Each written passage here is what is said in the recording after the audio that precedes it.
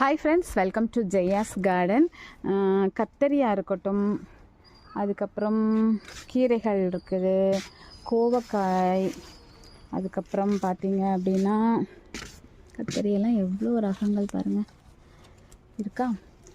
அதுக்கப்புறம் அவரைக்காய் நிறைய இருக்குது. பட் இந்த அவரைக்காய் எதையுமே நான் வந்து பறிக்க போகிறது கிடையாது.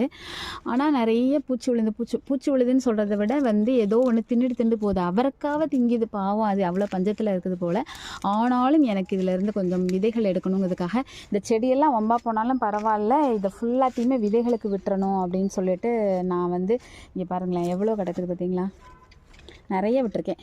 அவ்வளோத்தையுமே விதைகளுக்கு விட்டு கம்ப்ளீட்டாக ஒரு 10 தொட்டிலையாவது செடி அவரை போடணும்னு முடிவு பண்ணியிருக்கேன். ஸோ அதனால் நான் அவ்வளோத்தையுமே விட்டுட்டேங்க.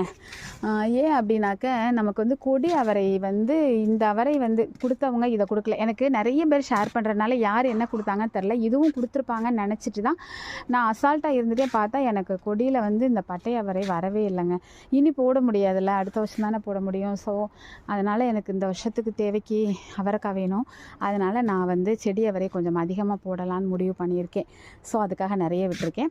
இப்போ எதுக்காக இந்த ஷார்ட்ஸ் ஆரம்பித்தேன் அப்படின்னாக்க, நிறைய அறுவடை இருக்குது. அதை நாளைக்கு இன்னொரு லாங் வீடியோ, ஸோ நான் 3 லாங் வீடியோ நாளைக்கு போட முயற்சி பண்ண போகிறேன். அறுவடை வீடியோவும் ஒன்று இருக்குது. வீக்கெண்ட் அறுவடையாக போட்டு தான் ஆகணும், வேறு வழி இல்லை. கொஞ்சம் நிறையாவே இருக்கிற மாதிரி இருக்குது காய்கள். ஓகே ஃப்ரெண்ட்ஸ், பாய்.